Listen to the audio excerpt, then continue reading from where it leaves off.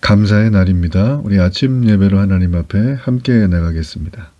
오늘은 마태복음 10장 1절에서 15절까지의 말씀을 우리 함께 읽으시고 우리 하나님 말씀을 함께 나누겠습니다.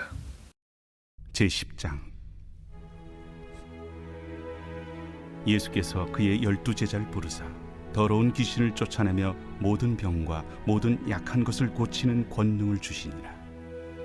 12사도의 이름은 이러하니 베드로라 하는 시몬을 비롯하여 그의 형제 안드레와 세베대의 아들 야고보와 그의 형제 요한, 빌립과 바돌로메, 도마와 세리 마테, 알페오의 아들 야고보와 다데오, 가나나인 시몬 및 가룟 유다, 곧 예수를 판 자라. 예수께서 이 12를 내보내시며 명하여 이르시되 이방인의 길로도 가지 말고 사마리아인의 고을에도 들어가지 말고 오히려 이스라엘 집에 잃어버린 양에게로 가라. 가면서 전파하여 말하되 천국이 가까이 왔다 하고 병든 자를 고치며 죽은 자를 살리며 나병 환자를 깨끗하게 하며 귀신을 쫓아내되 너희가 거저 받았으니 거저 주라. 너희 전대에 금이나 은이나 동을 가지지 말고 여행을 위하여 배낭이나 두벌옷이나 신이나 지팡이를 가지지 말라. 이는 일꾼이 자기의 먹을 것 받는 것이 마땅함이라. 어떤 성이나 마을에 들어가든지 그 중에 합당한 자를 찾아내어 너희가 떠나기까지 거기서 머물러. 또 그 집에 들어가면서 평안하기를 빌라. 그 집이 이에 합당하면 너희 빈 평안이 거기 임할 것이요 만일 합당하지 아니하면 그 평안이 너희에게 돌아올 것이니라. 누구든지 너희를 영접하지도 아니하고 너희 말을 듣지도 아니하거든 그 집이나 성에서 나가 너희 발에 먼지를 떨어버리라. 내가 진실로 너희에게 이르노니 심판날에 소돔과 고모라 땅이 그 성보다 견디기 쉬우리라. 오늘 본문은 예수님의 제자들에게 선교 사역을 맡긴 아주 중요한 본문입니다. 선교 사역, 전도 사역, 즉 전도의 특징이 무엇일까? 이 전도와 선교는 어떻게 해야 될 것인가? 그리고 제자들은 왜 이 일을 해야 될 것인가? 오늘날 우리가 예수님을 믿고 믿음으로 거듭난 모든 사람들은 이 사도요 제자라고 할 수 있습니다. 즉 이 선교 사역을 이어받은 사람들이라고 할 수가 있죠.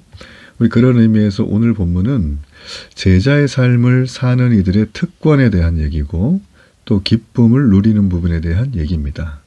왜 그럴까요? 왜 제자의 삶, 이 전도의 삶, 복음을 전하는 삶이 특권이고 기쁨일까요? 이유는 간단해요. 주님이 12제자를 직접 부르신 것처럼 지금 나를 직접 부르셨기 때문입니다. 오늘 우리는 이 부분을 마음에 염두에 두고 우리가 어떻게 전도와 선교에 임해야 되는지 그런 부분들을 좀 세밀하게 살피겠습니다. 자, 예수님은 12제자를 부르시고 그들에게 그 부르심에 맞는 권세와 능력을 주십니다. 일할 수 있는 권능을 주시는 거죠. 귀신을 쫓아내고 죽은 자를 살리고 모든 병과 약한 것을 고치는 권능을 받습니다. 그리고 마태는 12제자를 12사도라고 지칭을 하는데 이 사도는 보내심을 받은 자라는 뜻을 갖고 있어요. 이 보내심을 받은 자라는 얘기는 오늘날 버전으로 모두 예수 그리스도를 믿는 이 땅에 있는 모든 그리스도인, 거듭난 그리스도인들은 다 보내 선교 명령을 받은 보내심을 받은 자라는 것을 주목할 필요가 있습니다. 그래서 2절에 보면 이 사도들의 이름이 쭉 기록이 되어 있는데 마태는 이 이름을 의도적으로 2명씩 묶어서 기록을 해요. 자, 먼저 이 베드로라는 시몬과 형제 안드레, 형이고 동생이죠. 그리고 야고보와 요한도 형제예요. 그리고 빌립은 바돌로메, 이게 이제 나다니엘입니다. 이를 전도를 했죠. 그러니까 전도자와 전도를 받은 자를 세트로 묶어서 지금 파송을 하시는 거예요. 그리고 도마와 세리 마태가 나와요. 도마가 누구예요? 부활하신 예수님을 직접 봐야 믿을 수 있겠다. 지극히 현실적인 경험주의자죠. 요즘 뭐 이런 분들 많죠. 아무리 말해도 이제 의심 많고. 네. 자, 그리고 마태는 물질을 다루던 현실주의자. 둘 다 현실주의자네요. 둘이 만났으니 뭐 재밌겠네요, 아주. 그리고 이제 알페오의 아들 야고보, 다데오 이 사람들은 어머니에게 믿음의 유산을 받은 것으로 보입니다. 그리고 이제 마지막에 가나나인 시몬, 가룟 유다가 나오는데 이 시몬은 우리로 말하면 로마를 이 무력으로 대항하던 독립군이었어요. 가룟 유다는 예수님 팔아먹은 배신자죠. 나중에 저항의 기질이 있는 사람이에요. 자, 우리가 이제 유대인의 법을 잠깐 보면 어떤 부분을 증언하기 위해서는 최소한 두 사람의 증인이 필요합니다. 자, 그런 맥락으로 그런 거예요. 그러니까 예수님은 그래서 두 사람씩 사역을 보낼 때 이렇게 이 어떤 부분을 염두에 두신 거예요. 그 사람의 어떤 기질적인 거, 성품, 또 은사, 또 전도와 관련돼서 이 사람이 전도한 사람, 전도를 받은 사람 모든 것들을 잘 묶어서 그룹을 만들어서 파송하셨다. 그러니까 사역을 우리한테 주시면서 아주 예수님은 세밀하게, 아주 섬세하게 각자의 상황을 고려해서 하신 거죠. 주님은 우리들에게도 이렇게 하십니다. 여러분이 맡고 있는 교회 사역들 있죠? 뭐 목자도 있고 찬양팀, 식사도 하시고 다 자원하고 기쁨으로 하시면 돼요. 하나님이 다 맡길만 하니까 맡겨주신 거예요. 그리고 거기에 필요한 동역자들도 하나님이 다 보내주실 줄로 믿고 이 안에도 순종하고 걸어가면 되겠어요. 자, 그리고 예수님은 이 12사도에게 분명한 이 선교, 전도의 지침을 주세요. 자, 먼저 그들에게 준 얘기는, 자, 유대인들을 전도하라고 했어요. 유대인들. 6절에 보시면, 오히려 이스라엘 집에 잃어버린 양에게로 가라. 이 오히려가, 영어 성경으로 보면 오직이에요, 오직. 오직 글로 가라. 그러면, 저기, 잃어버린 양이 유대인만 잃어버린 양인가? 나머지 이방인들은 저기 다 끝난 거예요? 이제 이렇게 생각을 할 수가 있죠. 자, 이 얘기를 우리가 조금 풀어서 생각을 해봐야 됩니다.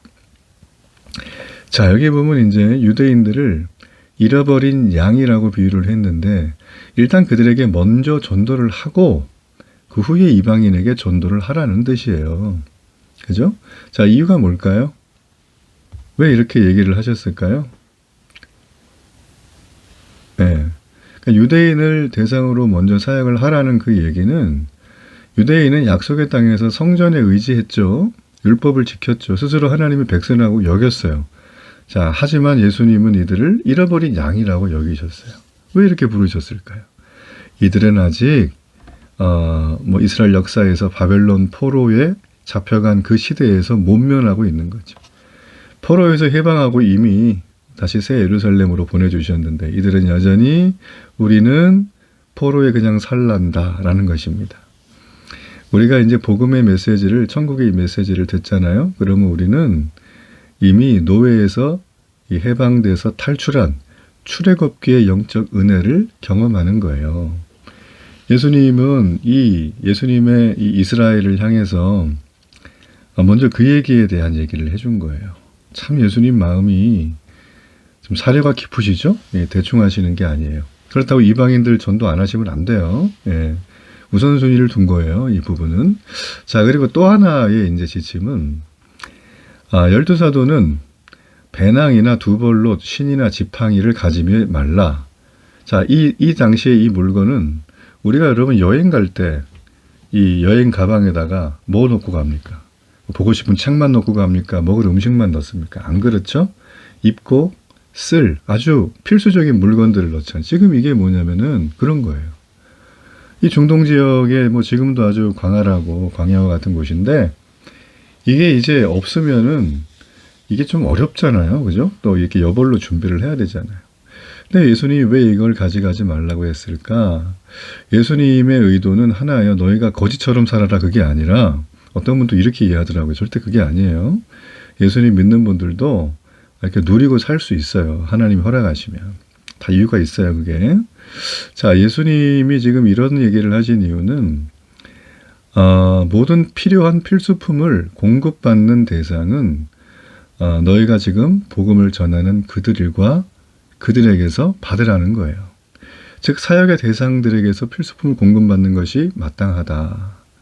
그래서 여러분 교회는 영리 목적이 아니죠. 비영리죠. 왜 그럴까요?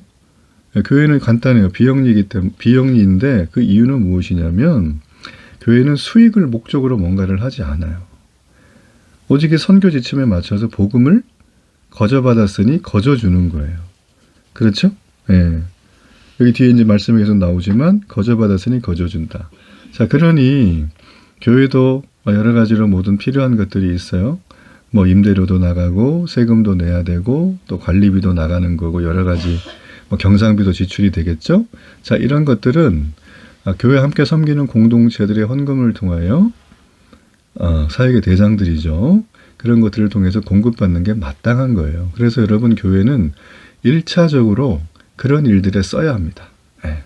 그래서 우리가 함께 이렇게 헌금을 하는 건 교회를 기쁘게 하고 오늘 이 예수님의 선교 사역을 따르는 순종의 행동이라는 거. 복의 길로 은혜가 임하는 길이라는 걸 꼭 기억하면 좋겠습니다. 자, 그리고 세 번째 지침은 사도들은 이제 합당한 자의 집에 들어가서 떠날 때까지 거기 머물러야 했어요.